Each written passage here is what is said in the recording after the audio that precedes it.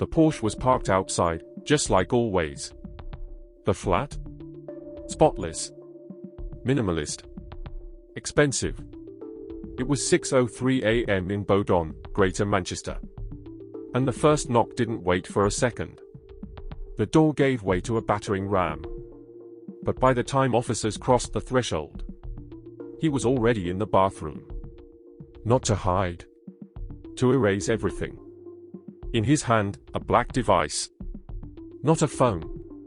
A vault. Military-grade encryption. Smash. Flush. Gone. He said nothing. He didn't have to. Because the flat was talking. Stacks of cash. High-purity cocaine. Crypto recovery phrases. Art on the walls. Not prints, originals. Warhol. Banksy. Bought with silence. There were no fingerprints. No payroll. No taxes. But somehow, millions. A man with no job, no business. No visible income. Yet homes in Kensington. Accounts in Dubai. And luxury in every direction. On paper, he was a self-made investor. In practice, he was something else entirely. This is how the illusion collapsed. And how one morning flush became the start of one of Britain's most complex criminal takedowns. Welcome to Crimecast UK, where Britain's darkest criminal empires come to light. If you're drawn to the stories buried beneath the surface, take a moment to like, subscribe, and turn on the notification bell, so you never miss any UK stories lurking beneath the surface. Aram Shabani, also known by the alias Aram Shaani, was a man from Greater Manchester. He held no known criminal record. No arrests. No convictions. To banks and institutions, he appeared clean. On paper, he was a high net worth individual. An investor. A man with property portfolios in the UK and overseas. But behind the surface, nothing added up. Shabani had no employment history. No registered company. No legitimate business operations of any kind. Between 1999 and 2010, he declared income just 5 times. Each declaration was submitted in support of a mortgage application. Not one was tied to actual employment. Every document, from pay slips to P60s, was forged. Even the listed job titles were fabricated. He didn't just fake income. He built an entire financial identity. A false image that fooled mortgage lenders again and again. With every approved application, he gained access to larger loans. He used the money to purchase homes. Remortgaged those homes to release equity. Then reinvested it into more properties. But most of the homes weren't in his name. Shabani used nominees, friends, relatives, distant associates to hold assets on his behalf. Later, those same properties would be transferred back to him, often through legal documents showing no payment at all.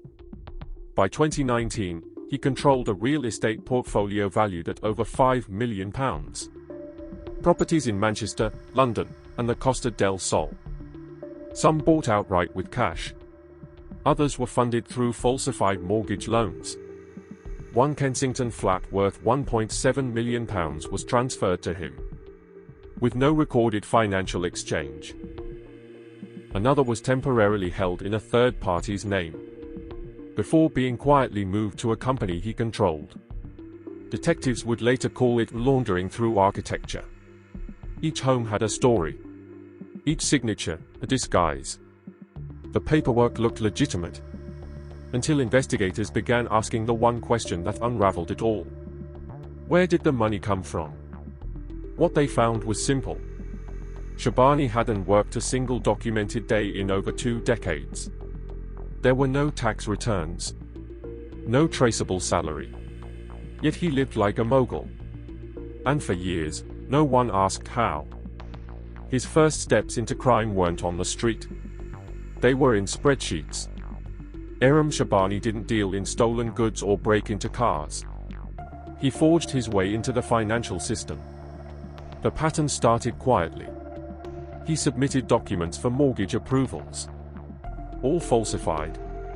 Fabricated payslips, fake employer references. Falsified bank statements. There was no salary. No company behind the name. But the papers passed. And with each approval, the deception grew bolder. When banks saw a successful applicant, they saw what he wanted them to see. A young investor building a future. In reality, there was no business. No growth. Just fraud, layered over fraud. But Shabani didn't stop at lying on applications. He expanded the strategy. He began using nominees, friends, associates, even relatives, to purchase properties on his behalf. People with clean records. Names that wouldn't raise flags. One property would be held in someone else's name, then transferred to Shabani without any financial exchange. Another would appear under a company, a shell business set up just to mask ownership. Nothing followed the same path twice. No two purchases looked alike. It was a system built to confuse, to scatter the paper trail, to exhaust anyone who tried to follow it. When cash was needed, he remortgaged existing homes, pulling out equity based on the same forged income records. Then, he reinvested it, adding more properties to the web, moving assets between addresses, switching titles, and burying the truth under legal paperwork. This wasn't property development. It was a cover operation. A way to store criminal proceeds behind walls and windows. He wasn't growing wealth. He was hiding it. And for a while, it worked. By 2019, Aram Shabani controlled over £5 million in real estate. Manchester, London, Marbella. On paper, it looked like the life of a seasoned investor. But none of it was funded by legal income. No company earnings. No tax records. Not a single job to his name. And yet, he lived like a mogul. A Porsche Panamera. 2 Bentleys. £45,000 spent on hair transplant surgery in Istanbul. Cosmetic procedures are paid in cash. New teeth. New face. New story. He traveled constantly. Dubai. Amsterdam. Marbella. Ibiza. Los Angeles. Hotels booked. Cars rented. Villas leased in full. And through it all, one thing remained consistent. There was no business. His public image was carefully managed. Social media showed yachts, rooftop views, and private jets. But never boardrooms. Never work. Just curated luxury. Always on display, but never explained. Friends believed he was making money through property deals. Maybe watches, maybe crypto. But there were no legitimate operations. No traceable revenue. Only movement. That's when detectives started to look closer. They began mapping his lifestyle, matching every flight and hotel booking to his financial activity. The purchases, the transfers, the unexplained cash. The more he moved, the more they noticed. And then, they found something that didn't fit. A flight to Colombia. No photos. No tagged locations. No Instagram posts. For a man who documented everything. This silence spoke volumes. After Colombia, everything changed. What had once looked like property fraud was now revealing something far more structured and far more dangerous. Detectives began to see signs of a broader operation. Inside multiple flats, they discovered equipment you wouldn't find in a normal home. Vacuum sealers, industrial heat sealers, cash counting machines, chemical agents like acetone, tools used not for living, but for preparing, packaging, and preserving narcotics. The flats were quiet. No visible foot traffic. No obvious business. But the layout, the equipment, the residues. All pointed to a clean, discreet production and storage system, built to handle drugs at scale. Security was airtight. Devices recovered from the properties included encrypted EncroChat phones, the same communication system used by high-level criminal networks across Europe, as well as iron key drives, military-grade hardware designed to self-wipe under pressure. He didn't just hide what he owned. He encrypted it. Police recovered crypto recovery phrases that unlocked access to digital wallets worth over £1.5 million. The money wasn't sitting in bank accounts. It was fragmented, spread across ledgers, hidden in the blockchain, ready to be moved instantly and globally. But it wasn't just cash or crypto. He stored wealth in culture. Inside his luxury apartments, officers found original artwork by Banksy and Andy Warhol. Not replicas, but gallery-grade pieces, later confirmed to have been purchased with criminal proceeds. He used art as assets, flats as safe houses, luxury as camouflage. Police traced 3 separate safety deposit boxes, linked to Shabani. Inside, more than £1 million in organized, clean cash. Stacked, counted, preserved. It was no longer just about fraud. This was a full-scale operation, carefully built, globally connected, and controlled from the shadows.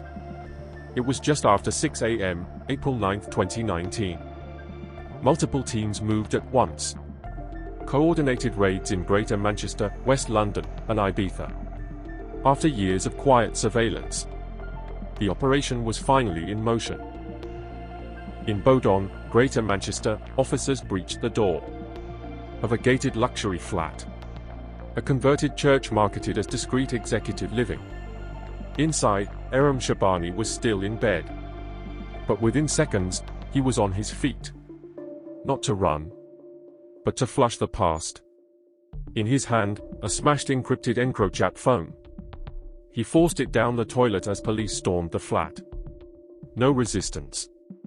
No explanation. Just silence. He was arrested in boxer shorts. The carefully curated life outside is now stripped down to nothing. In the safe, over £60,000 in cash. Tucked elsewhere, cocaine, crypto recovery phrases, and 2 more encrypted devices. Both smashed, both submerged. At the same time, a second team entered his Kensington flat in West London. There, officers found what they called a party box. A stash of high-grade MDMA, ecstasy, and cocaine, stored in what looked more like an art gallery than a home. Banksy and Warhol originals framed on the walls. Luxury paid for with criminal proceeds. A third location, this one in Ibiza, revealed something else. Evidence of structure. Tenancy agreements, boarding passes, property contracts across multiple jurisdictions, receipts linking travel to high-value transactions. Separate investigations uncovered undeclared currency, seized from Shabani at UK airports. Over £42,000 across 2 incidents. He said it was travel money, but the cash matched later deposits, used in mortgage repayments and crypto purchases.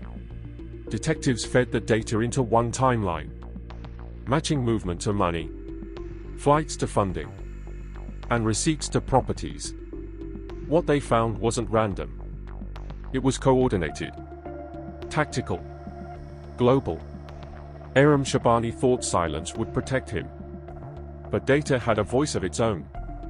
By the time the case reached court, Aram Shabani had already lost the one thing that protected him for 2 decades: control. Control of the story. Control of the narrative. Control of the silence. The trial began in mid-2021 at Manchester Crown Court.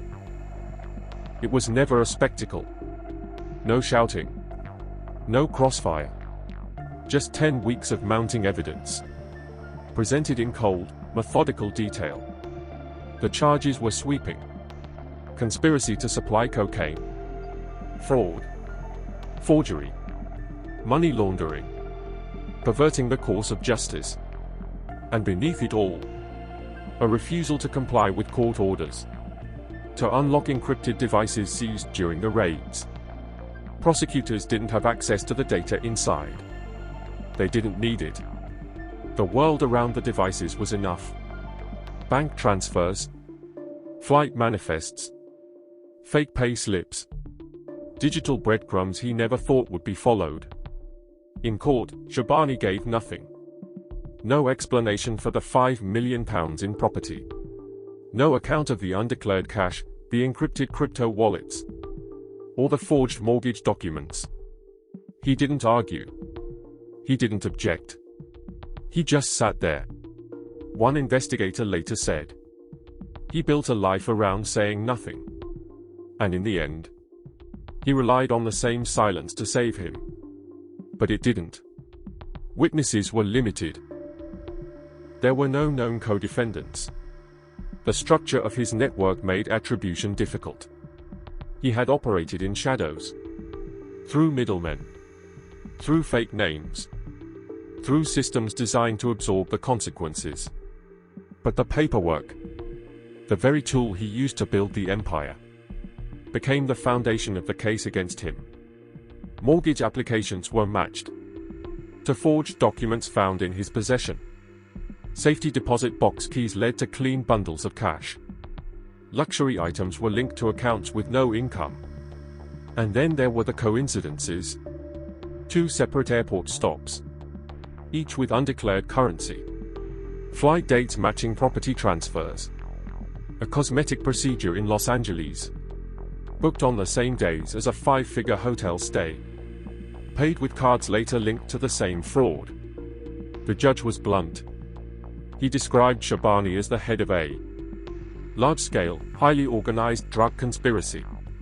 On sentencing day, the court handed him 34 years in prison for the core offenses: drug supply, fraud, and forgery. An additional 3 years were added for refusing to provide PINs, passwords, or access to encrypted evidence. No reduced charges. No leniency. Just the weight of 2 decades crashing down at once. But even in the final moments, Shabani said nothing. No plea. No apology.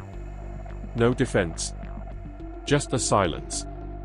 That had always been his greatest weapon. And now, his only response. For most criminals, the sentence ends at conviction. For Aram Shabani, it didn't. In April 2024, 3 years after the guilty verdict, he was brought back to court. This time, not to answer for the crimes, but to account for the money. Under the Proceeds of Crime Act, the court ordered him to repay £3.4 million. He was given 3 months to comply. If he failed, he would face an additional 10 years behind bars, on top of the 37 he was already serving. The assets were clear. Flats in Manchester, London, and Spain. Original artwork, Banksy, Warhol, hung on his walls. Crypto wallets traced to over £1.5 million in digital funds. The court ruled these weren't investments. They weren't assets. They were criminal proceeds. And they would be seized, sold, or recovered by force. Police had already confiscated tens of thousands in cash, multiple properties, and luxury items. But this hearing wasn't just about possession. It was about erasing the illusion. The myth that someone could hide behind paperwork, live in luxury for decades, and walk away with what they bought. The empire didn't collapse in one blow. It's been peeled away, layer by layer, piece by piece. Because in the end, this wasn't just a fall from wealth. It was the unraveling of an entire structure, built on forged identity, encrypted silence, and vanishing paper trails. Aram Shabani built a system that held for 20 years. It moved quietly, flawlessly, until the data turned on him. His legacy? Not a fortune. Not a company. Not a name. Just a cautionary tale about the price of illusion and the silence that couldn't save him twice. No fingerprints. No payroll. Just wealth, until it wasn't. For 2 decades, Aram Shabani lived untouched.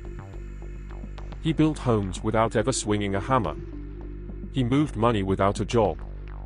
He traveled the world without leaving a trace. But silence is not immunity. And in the end, wasn't a witness or a wiretap. It was data. Flight logs. Receipts. Forged documents. A digital footprint he never thought would be followed. He crafted an empire out of illusion and watched it collapse under the weight of its own detail. Was justice done? Or did this case only scratch the surface? Drop your thoughts in the comments. We read every one.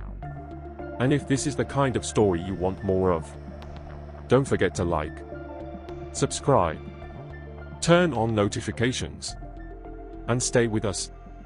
There's always another network to expose.